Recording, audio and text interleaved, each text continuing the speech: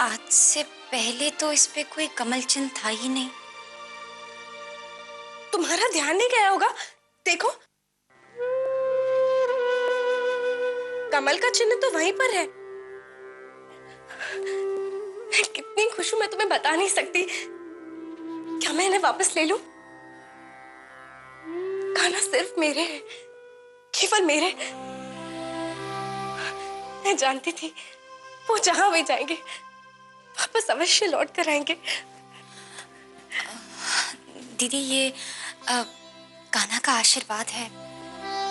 वो आज से 13 साल पहले जब मेरा देव बाबू के साथ बाल विवाह हुआ था तो उन्होंने मुझे जमुना जी से निकाल कर दी थी उपहार के रूप में। तब से लेकर आज तक मैंने इसे बहुत संभाल कर रखा है।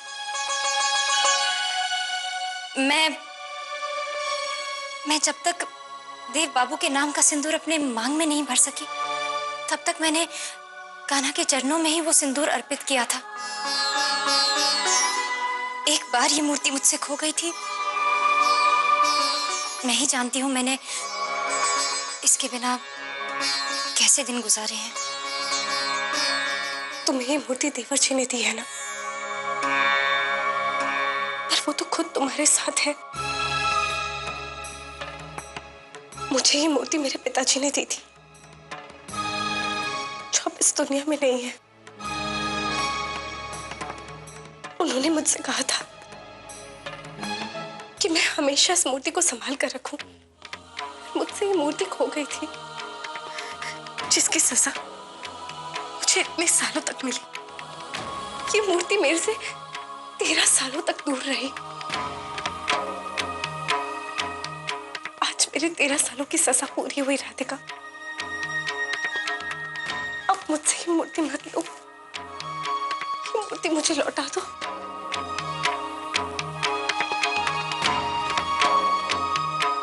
मैं जानती हूँ कि तुम क्या सोच रहे हो। इतने सालों तक तुमने इस मूर्ति की सेवा की और आज कोई और तुम्हें इसे मांग रहा है। तुम तो जानती हो कान्हा पैदा होते ही देव की मां से बिछड़ गए थे और इतने सालों तक उन्हें यशोदा मां ने पाला पोसा। लेकिन वो आखिर लौट ही गए ना देव की मां के पास। जब वो वृंदावन से मथुरा लौट रहे थे तब उन्होंने यशोदा मां और मुझे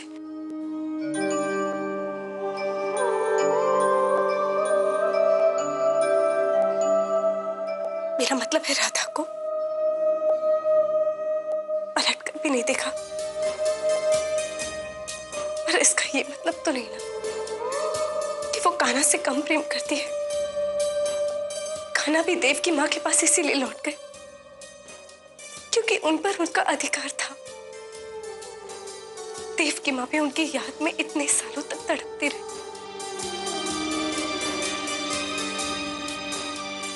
दीदी देखिए आप रोइए मत, बस समझने की कोशिश कीजिए। मेरे लिए इस मूर्ति के बिना पूजा करना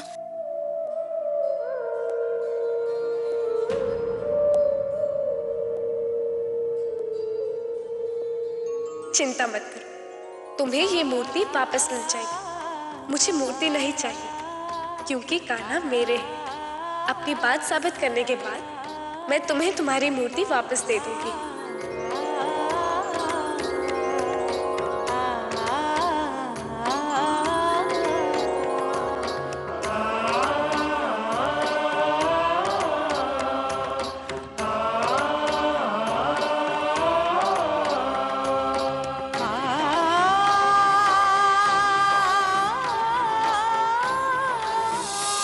मैं जानती हूँ वो मूर्ति तुम्हारे लिए आस्था और विश्वास का प्रतीक है। अगर कोई वो तुमसे छीन ले तो तुम्हारी भक्ति टूट जाएगी। इसलिए हम ये निर्णय देवर जी पर छोड़ते हैं। वो एक राजपुरोहित होने के नाते ये निर्णय लेंगे कि वो मूर्ति किसके पास रहेगी। छोटी बहू, छोटी बहू। अब तो तू फंस गया कान्हा। जो मूर्ति तूने राधिका को लौटाई थी, अब राधा रानी इसे लेने की बात कर रही है। ऐसा करके क्या राधा रानी राधिका को कमजोर कर पाएगी?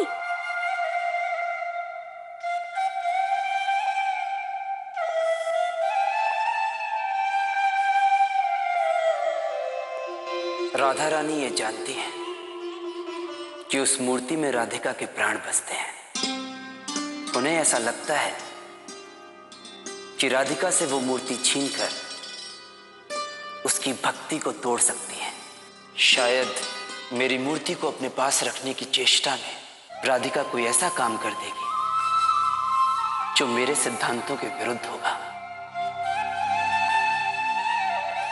राधिका की उस मूर्ति से जुड़ी भावनाओं का लाभ उठाकर राधा रानी ये प्रमाणित करना चाहती है कि राधिका विकारों से परे नहीं है, इसलिए उसे मेरी परम भक्त कहलाने का अधिकार भी नहीं होना चाहिए। पर क्या कान्हा? पर यह प्रमाणित करने की धुन में राधा रानी ने कुछ ऐसा कह दिया जो सच नहीं है। तो वो देख, राधा रानी आ रही है।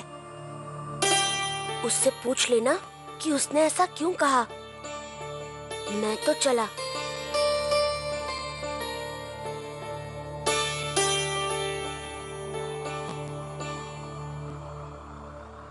क्या हुआ राधे? मेरी परम भक्त को उदास देखकर तुम भी उदास हो गई क्या? आज राधिका से तर्क करते हुए मुझे वो क्षण याद आ गई जब आप वृंदावन से मथुरा जा रहे थे। आपने अपनी बांसुरी मेरे हाथ में दी थी और कहा था कि राधा के बिना कान्हा बंसी नहीं बजाएगा। मैं जानती थी कि आप हमेशा के लिए जा रहे हैं, लेकिन फिर भी वो बंसी हाथ में लिए मैं रोज मधुबन में आपकी राह देखती थी। सोचती थी कि आप मेरी सुध पूछने अवश्य आएंगे, लेकिन आप नहीं आए। लेकिन फिर भी मेरा प्रेम, मेरी भक्ति कम नहीं हुई। तुम्हारे इस प्रेम के कारण ही तो विश्व भर में तुम्हें मेरे साथ पूजा जाता है राधे। लोग मेरे नाम से पहले तुम्हारा नाम लेते हैं। देखा, पूरा जग मानता है, पर आप ही नहीं मान रहे कि राधा से बढ़कर कान्हा की भक्ति और कोई नहीं कर सकता। पर कोई बात नहीं, बहुत शीघ्र ही ये प्रमाणित हो जाएगा कि कान्हा केवल राधा रानी के हैं। मैं क्या करूं कान्हा? मुझे कुछ समझ में नहीं आ रहा है। मैं दीदी की भावनाओं को समझ सकती हूँ, पर तुम तो जानते हो ना कान्हा, वो मूर्ति मेरे लिए कितनी जरूरी है।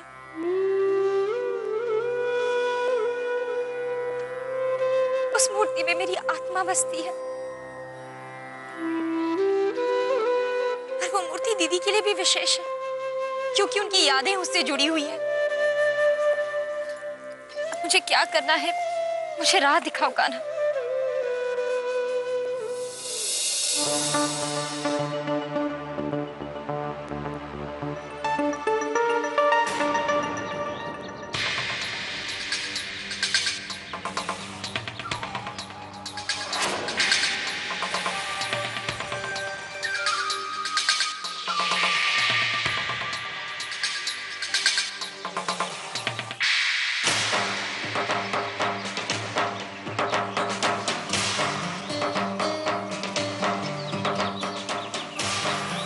तुम नहीं जानती राधिका, मैं तुमसे कितना प्यार करता हूँ। तुम चाहे जितना भी बुरा करो मेरे साथ, पर मैं फिर भी तुम्हें पसंद करता रहूंगा। पर इस बार मैं बिना सोचे समझे कोई कदम नहीं उठाऊंगा। दोस्त बनके तुम्हारे करीब आऊंगा।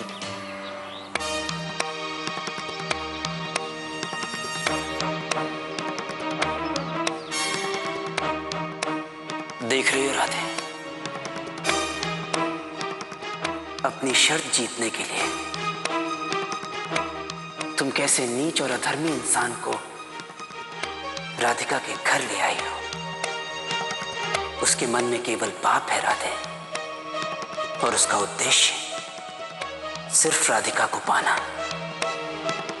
आप क्यों चिंता कर रहे हैं? मैंने कहा ना कि मैं ऐसा अधर्म कभी नहीं होने दूंगी।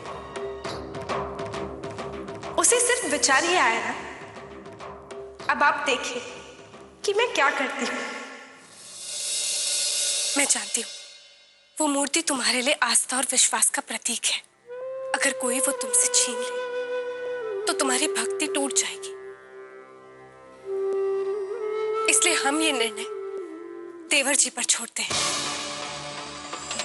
वो एक राजपुरोहित होने के नाते ये निर्णय लेंगे कि वो मूर्ति किसके पास रहेगी। छोटी बहू, छोटी बहू।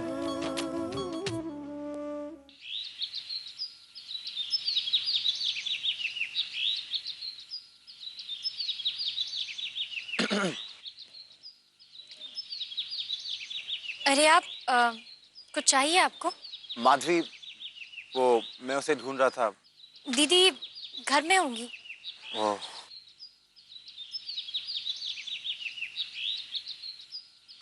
और बताओ, तुम्हारी दोस्ती हो गई माधवी से? जी होगी ना।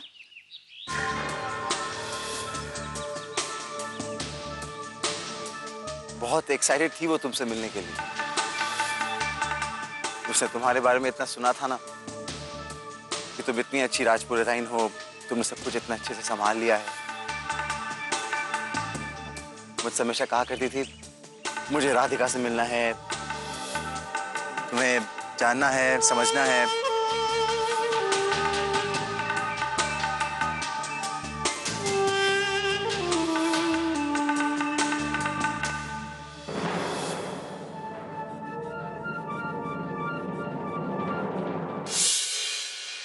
अरे आप यहाँ?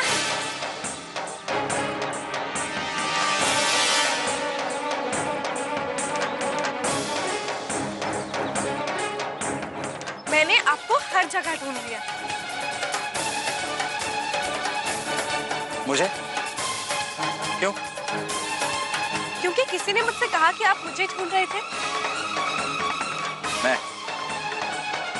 हाँ, अभी तो आप दीदी के बारे में पूछ रहे थे। हाँ, मैं उसे ढूंढ रहा था, पर क्यों ढूंढ रहा था ये मैं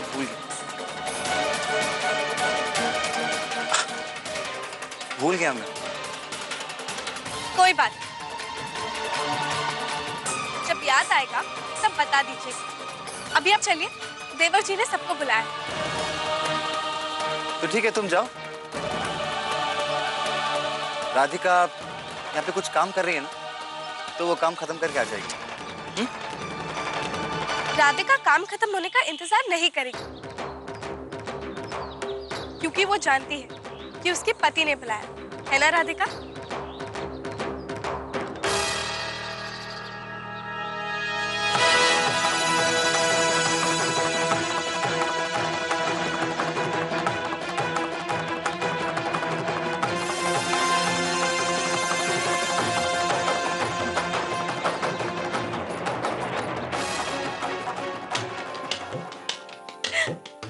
ठीक किया ना गाना। घर के सब सदस्य मौजूद हैं, इसलिए मैं अपना फैसला सब लोगों के सामने रखना चाहता हूं। कल ये बात उठी थी कि रोहन और विराट भैया को उनका बदला हुआ रवैया देखकर मठ के कामों में शामिल किया जाए। बहुत सोच विचार करने के बाद मैंने ये फैसला लिया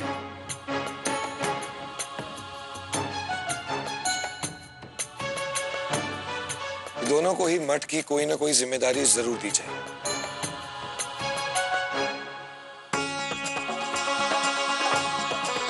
एक पद है कोषागार संभालने का, जिसमें ट्रस्ट के पैसों का हिसाब रखा जाता है, और दूसरा पद है मठ के मंदिर के गर्भगृह की देखभाल रखना, जिसमें विशाल कान्हा मूर्ति की सेवा करनी।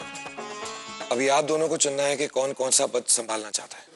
वो हम मेरा मतलब है कि विराट है ना, वो बड़ी माँ, रोहन छोटा है, उसे पद चुनने का अवसर पहले मिलना चाहिए। लेकिन देव, इस घर का बड़ा मैं हूं, तो पहला अधिकार तो मेरा हुआ। नहीं विराट भाई, बड़ों का बड़प्पन इसी बात में है कि वो अपने से छोटों को पद चुनने का अवसर पहले दें।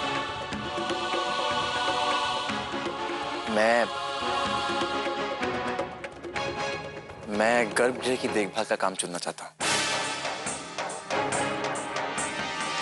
मैंने जिंदगी में बहुत ही बुरे काम किए हैं। कान्हा की सेवा करके मैं अपने पापों का प्रायश्चित भी करना चाहता हूँ। ठीक है, तो ये तय रहा।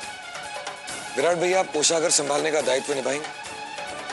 हाँ ठीक है, मुझे कोई परेशानी नहीं। और परेशानी होनी भी नहीं चाहिए, क्योंकि आपके साथ ताऊ जी आपका साथ देंगे।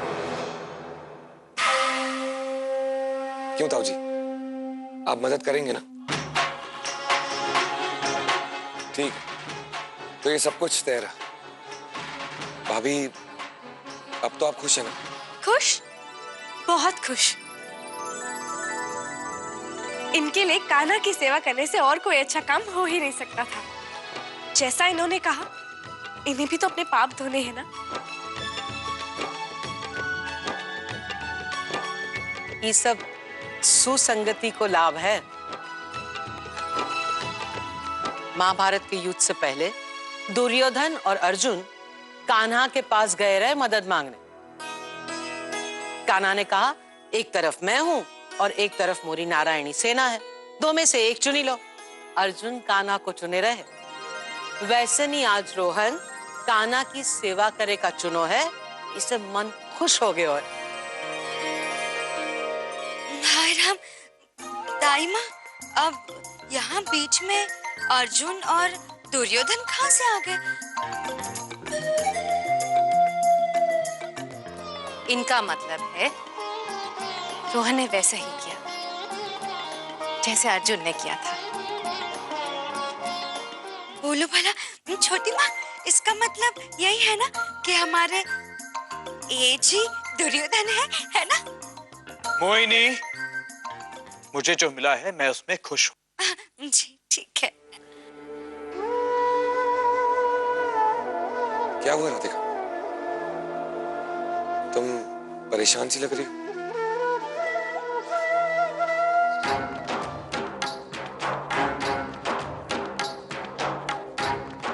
लगता है मेरी चाल काम कर गई। राधिका परेशान, कोई फैसला ही नहीं ले पा रही। अगर उसे थोड़ा और कमजोर बना दो तो वो ऐसा कुछ जरूर करेगी जो कान्हा की पत्नी को नहीं करना चाहिए।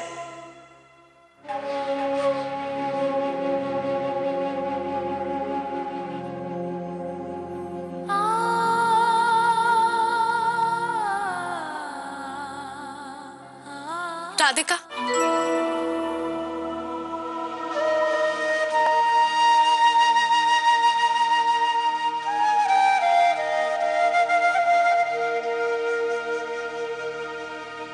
मैं समझ सकती हूँ कि तुम पर क्या बीत रही है। तुम तो मूर्ति खुद से दूर होने के ख्याल से भी घबरा रही हो। मेरे बारे में सोचो, मैं उस मूर्ति से 13 सालों तक दूर रही। अपने कान्हा से उस मूर्ति के लिए रोज प्रार्थना करती थी कि वो मूर्ति मुझ तक लौट आए। रो मत राधिका, ये सोचो कि शायद यही कान्हा की इच्छा हो कि वो मूर्ति मुझ तक लौट आए। शायद इसीलिए मैं इस घर में आई, तुमसे मिली। मैंने उस मूर्ति को देखा कि कान्हा का ही फैसला है कि वो मूर्ति उनके परम भक्त के पास लौट आए। खुद को परम भक्त बोलकर मैंने राधिका के अहम पर वार किया है। अब तो राधिका का क्रोध अवश्य आएगा।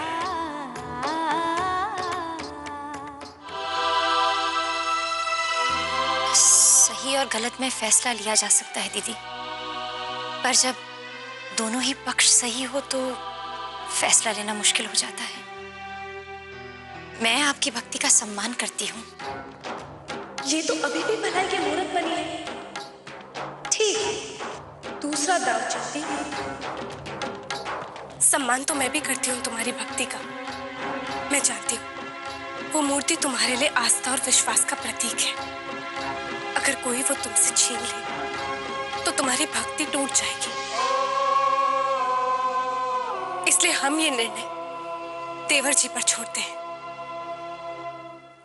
वो एक राजपुरोहित होने के नाते ये निर्णय लेंगे कि वो मूर्ति किसके पास रहेगी।